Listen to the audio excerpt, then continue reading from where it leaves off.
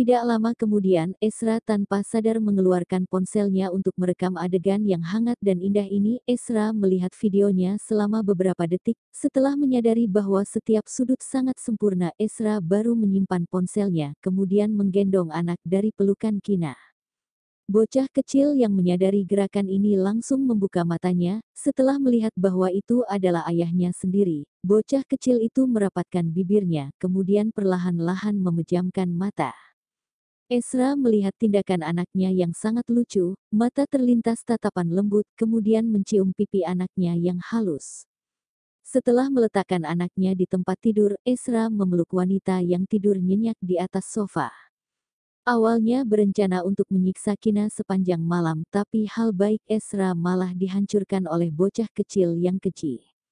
Sekarang Kina sudah tertidur, Ezra tidak mungkin bertindak sembrono saat Kina tidur nyenyak. Keesokan paginya, Kina perlahan-lahan membuka matanya. Anak dan pria itu sudah tidak berada di dalam kamar. Kina meregangkan tubuhnya. Perasaan yang pegal dan lemas membuat Kina segera teringat masalah yang terjadi tadi malam. Pada detik selanjutnya, Kina tiba-tiba melompat dari tempat tidur, kemudian melihat jam. Sekarang sudah pukul 10 pagi. Kina segera berjalan turun dari tempat tidur, berlari masuk ke kamar mandi untuk mencuci muka dan berdandan. Setelah mengenakan pakaian dengan rapi, Kina berjalan keluar dari kamar dan turun ke lantai bawah. Sudah bangun ya? Ezra duduk di sofa yang ada di ruang tamu sambil menggendong anak. Begitu melihat Kina berjalan turun dari lantai atas dan menunggu Kina berjalan ke sebelahnya, Ezra baru bertanya dengan suara rendah dan serak, "Apakah tubuhmu merasa tidak nyaman?" "Aku baik-baik saja." Pipi Kina sedikit memerah, kemudian menggelengkan kepalanya dengan lembut. Ezra mengangguk dengan lembut, menatap Kina dengan tatapan yang dalam tetapi indah, kemudian berkata dengan nada yang lembut, kamu makan dulu, nanti kita baru pulang ke rumah Okto setelah makan siang." Aku ingin makan siang di luar, bolehkah?" Kina mengulurkan tangan untuk menarik lengan baju Ezra, mata malah melihat ke arah anak, kemudian berkata, "Aku melihat seorang food blogger merekomendasikan sebuah restoran khusus, penilaian baiknya cukup banyak, aku ingin mencobanya denganmu." Ezra berpikir bahwa setelah Kina melahirkan anak, Kina terus makan makanan yang dimasak di rumah, tidak peduli di rumah Okto atau di sini, semuanya menggunakan metode yang tidak konvensional untuk membuat makanan bergizi untuk Kina. Sekarang Kina ingin mengganti selera makannya, tentu saja Ezra tidak akan menolak. "Oke, kita makan di luar." Ezra langsung setuju. Ezra memanggil Bibi Nam untuk datang ke ruang tamu, kemudian memberitahu Bibi Nam untuk tidak perlu menyiapkan makan siang. "Aku sudah siap. Apakah kamu ingin mengganti baju atau menyiapkan sesuatu? Atau kita langsung pergi sekarang?" Begitu melihat Ezra menyetujuinya dengan sangat lugas, Kina langsung bertanya. Penampilan Kina yang tidak sabar membuat Ezra ingin tertawa. "Aku tidak perlu mengganti pakaian, tapi kamu pergi makan sedikit dulu untuk mengisi perutmu. Masih ada lebih dari 1 jam baru siang hari. Jika berangkat ke kota dari sini, setidaknya juga membutuhkan waktu selama 1 jam. "Aku tahu." Kina menjawab dengan patuh. Kina bangkit dan berjalan ke dapur, kemudian mencari makanan. Sebenarnya Kina ingin bersama dengan Ezra dan anaknya lagi, tapi Kina takut bahwa ini akan menunda waktu, kemudian Ahri akan melukai Albert karena menunggu terlalu lama. Kina makan sedikit kue kering dan minum segelas susu. Setelah berhenti sejenak, Ezra dan Kina langsung membawa anak keluar. Kemudian Judith masih mengambil cuti untuk memulihkan tubuh, jadi sama sekali tidak ikut keluar. Saat mendekati siang hari, saat Kina dan Ezra membawa anak tiba di Rose Brand Resto, dan bersiap untuk memesan tempat duduk, mereka mendengar bahwa hanya tersisa 1 kamar pribadi di dalam restoran. Ezra langsung memesannya tanpa ragu-ragu. "Nyonya, ini kartu pintu untuk kamar pribadi, mohon Anda mengambilnya dengan baik." Staf di meja resepsionis menyerahkan kartu kamar pribadi ke depan tangan Kina. Demi tidak melakukan pelanggaran etika, Kina mengulurkan tangan dan mengambil kartu itu, kemudian dengan sensitif menyentuh sebuah kertas yang ada di bawah kartu. Wajah Kina terlintas sedikit ekspresi tegang. Beberapa saat kemudian, Kina kembali seperti semula lagi. "Terima kasih." Kina berterima kasih sambil tersenyum polos.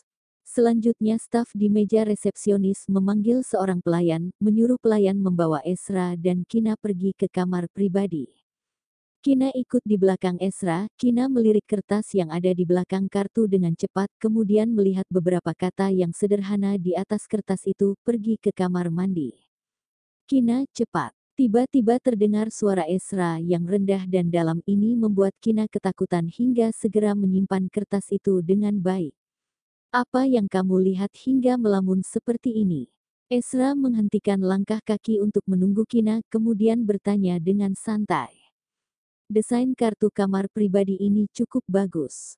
Kina menyerahkan kartu kepada Ezra sambil tersenyum polos. Pria itu melirik ke sekeliling dengan tatapan polos, kemudian berkata dengan nada yang tidak berkomitmen, "Jika suka, kamu bisa mengambil foto untuk dijadikan sebagai kenangan. Aku hanya merasa indah, tapi belum tentu ingin mendapatkannya." Kina berkata dengan nada kecil, kemudian berjalan ke sebelah Ezra, sepasang tangan merangkul lengan Ezra. Ezra tidak mengatakan apa-apa, hati berpikir, jika Kina menyukai makanan di restoran ini, Ezra langsung membeli hak untuk mengoperasikan restoran ini, kedepannya kamar pribadi ini akan menjadi milik mereka sendiri. Kina merasa bahwa kartu ini cukup bagus, emang kenapa kalau mengambil beberapa kartu untuk dimainkan. Saat memesan makanan.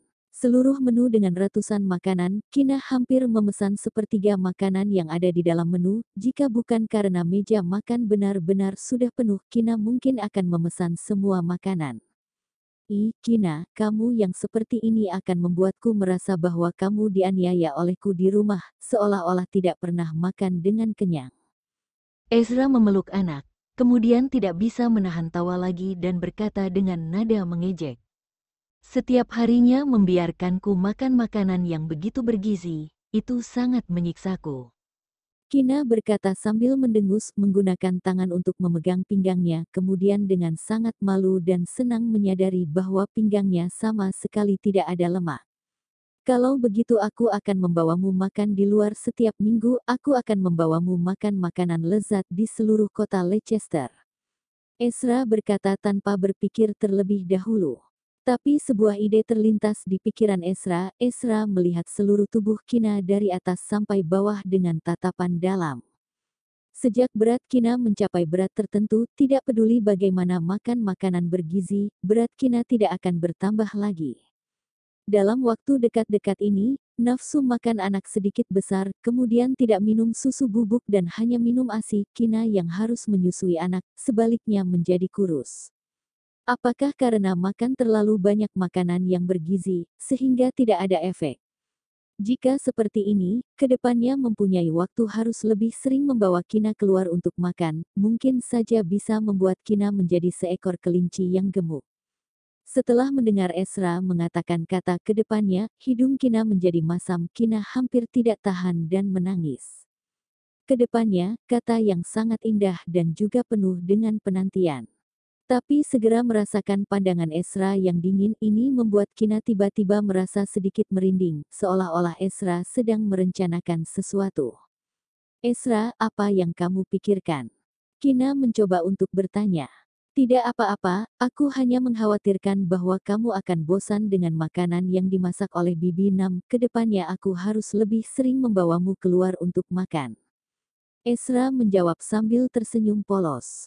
Tapi Ezra tidak memberitahu Kina tentang tujuan akhirnya yang membawa Kina keluar untuk makan. Hanya seperti ini. Kina menatap Ezra dengan tatapan sedikit curiga. Apakah aku pernah berbohong padamu? Ezra bertanya balik. Sepertinya.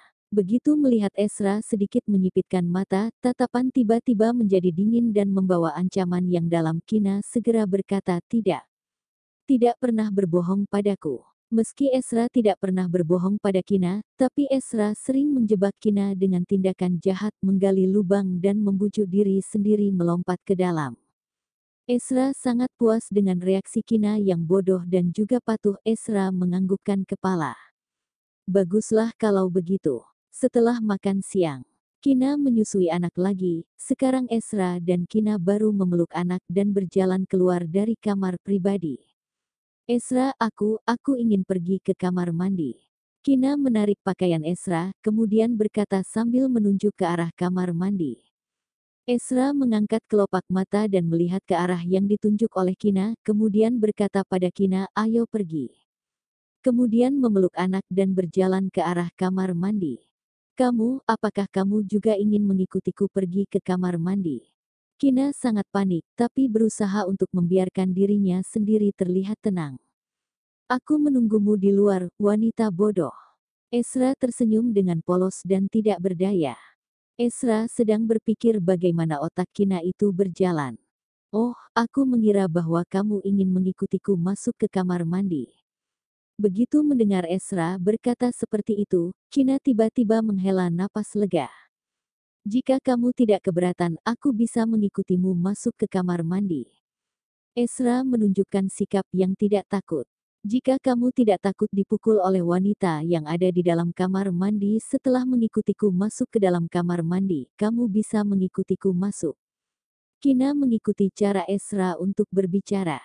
Setelah tiba di luar pintu kamar mandi, Ezra memperingatkan Kina, "Kina, teriak aku jika terjadi sesuatu.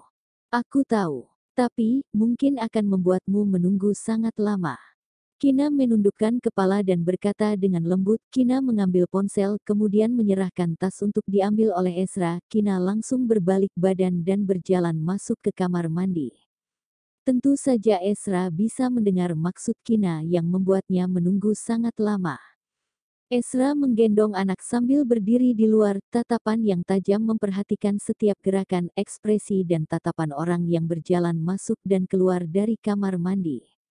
Kemudian wanita yang berjalan masuk dan keluar dari kamar mandi secara tidak sengaja dikejutkan oleh seorang pria yang berdiri di koridor yang ada di luar kamar mandi, bertubuh tinggi dan tegak, berpenampilan ganteng, seluruh tubuh malah memancarkan hawa yang sangat dingin, terutama perhiasan di tubuhnya yang berprofil rendah tetapi mewah. Begitu melihatnya sudah tahu bahwa pria ini pasti terhormat dan luar biasa. Tapi begitu melihat pria itu memeluk seorang anak, serta mengenakan cincin kawin yang sederhana dan berprofil rendah di jari manis, banyak wanita merasa patah hati. Seperti dugaan, dunia ini memiliki seorang pria yang sangat unggul, disebut sebagai suami orang lain. Beberapa gadis yang muda lebih berani, setelah selesai masuk ke kamar mandi, mereka berpura-pura menunggu orang di samping, sebenarnya mereka sedang mengintip pria mulia yang membunuh banyak aktor pria yang tak terhitung jumlahnya dalam hitungan detik. Tidak bisa mendapatkannya, tapi bisa melihatnya, bukan? Ezra menggendong anak dan menunggu sekitar 10 menit tapi tidak melihat Kina berjalan keluar. Ezra mengerutkan kening dan menggendong anak dengan menggunakan satu tangannya lagi mengeluarkan ponsel dan menghubungi nomor telepon Kina, kemudian menunggu sejenak. Panggilan itu sama sekali tidak diangkat. Hati Ezra menjadi dalam, firasat buruk muncul di dalam hatinya.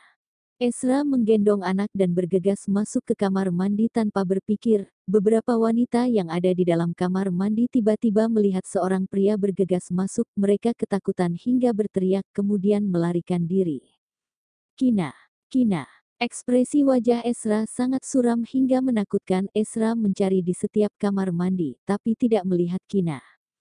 Saat mencari sampai ujung kamar mandi, Ezra baru menyadari bahwa desain kamar mandi ini memiliki dua pintu keluar, satu di depan dan satunya lagi di belakang.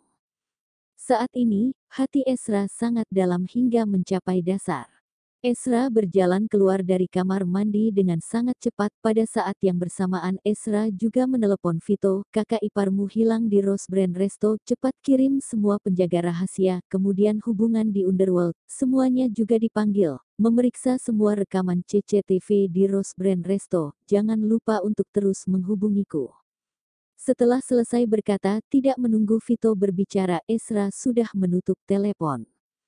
Selanjutnya Ezra juga menelepon beberapa polisi militer, memobilisasi setengah orang dari lingkaran polisi militer di kota Leicester, kemudian memblokir setiap perbatasan umum di kota Leicester. Begitu teringat bahwa dirinya sendiri memasang sistem pemosisian di ponsel Kina, Ezra segera menyalakan ponsel dan memeriksanya, kemudian menyadari bahwa pemosisian ponsel menunjukkan bahwa ponsel hanya berjarak beberapa kilometer darinya. Jadi Ezra menggendong anak dan segera berjalan keluar dari restoran. Setelah masuk ke mobil, Ezra mengejar ke lokasi yang ditunjukkan. Pada saat yang bersamaan Ezra juga terus bertelepon dengan Vito yang ada di dalam ponsel memberitahu Ezra bahwa rekaman CCTV sama sekali tidak memperlihatkan Kina berjalan keluar dari kamar mandi, tapi malah melihat seorang petugas kebersihan mendorong sebuah tempat sampah yang cukup mencurigakan. Petugas kebersihan itu berjalan keluar melalui pintu keluar yang lain, kemudian tempat daur ulang sampah di luar sama sekali tidak memasang CCTV. Setelah itu, Vito memperluas jangkauan, menyuruh ahli komputer yang terbaik di KRC Internasional untuk memeriksa rekaman CCTV yang dekat dengan restoran. Pada saat yang bersamaan Ezra mengejar ke arah yang sesuai dengan sistem pemosisian di ponsel Kina. Ezra segera menemukannya, tapi malah menyadari bahwa itu merupakan truk sampah yang dipenuhi dengan barang yang tidak berguna. Ezra seketika mengerti ini merupakan taktik untuk memobilisasi lawan agar meninggalkan tempat yang menguntungkan. Ahri yang sialan. Ezra berteriak dengan marah. Ezra segera menelepon dan menyuruh orang membawa truk sampah ini ke tempat lain untuk diperiksa. Ezra menghentikan mobilnya di tepi jalan untuk sementara waktu, kemudian menggendong anak yang menangis dengan kuat dari kursi bayi. Clayton, jangan khawatir, Mommy kamu pasti akan baik-baik saja. Ezra menepuk punggung anak dengan lembut, kemudian membujuk dengan nada yang lembut. Jika tidak ada izin darinya, Ezra tidak akan mengizinkan Kina meninggalkan dirinya sendiri dan anak. Setelah mendengar bujukan dari Ezra, bocah kecil malah tidak menunjukkan tanda yang akan berhenti menangis. Bocah kecil tetap menangis dengan kuat, tangan dan kaki berjuang untuk melarikan diri.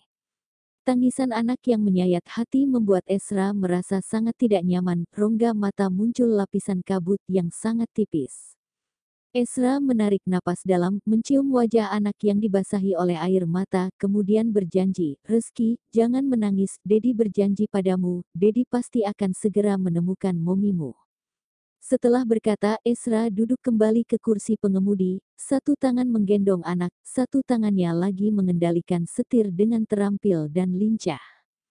Vito sudah memerintah semua penjaga rahasia di Dark Lord untuk memulai perjalanan, serta mengaktifkan jaringan di Underworld untuk membantu mencari orang. Dalam waktu sesaat, seluruh kota Leicester memberlakukan tindakan darurat. Tapi saat ini, Kina sudah mengikuti bawahan Ahri meninggalkan kota Leicester dan berangkat ke kota Zaun. Mau tidak mau harus mengatakan bahwa Ahri melakukan kejahatan yang bertentangan dengan persyaratan peraturan perundang-undangan. Bersusah payah untuk memikirkannya, memberikan semua yang dimiliki, kemudian merencanakan masalah ini dengan hati-hati. Perjalanan dari kota Leicester ke kota Zaun membutuhkan waktu sekitar 4 atau 5 jam jika menggunakan mobil. Jika menggunakan helikopter itu akan menghemat banyak waktu.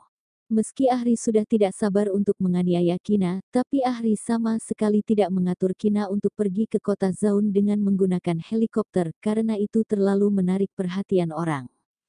Kina duduk di dalam mobil dengan ekspresi wajah yang sangat tenang. Ponselnya sudah disita oleh bawahan Ahri, tapi Kina diberi satu ponsel yang baru. Hanya ada satu nomor telepon di dalam ponsel itu, yaitu nomor telepon Ahri.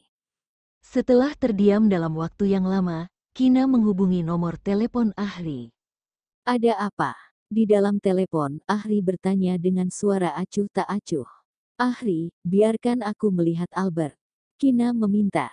Kina ingin memastikan apakah Albert aman atau tidak. Boleh. Setelah selesai berkata, Ahri menutup telepon dan segera mengirim foto Albert. Kina melihat Albert yang ada di dalam foto masih diikat di atas kursi, ada bekas telapak tangan yang merah dan bengkak yang sangat mencolok di pipi yang putih, kemudian raut muka Albert tampak tidak baik.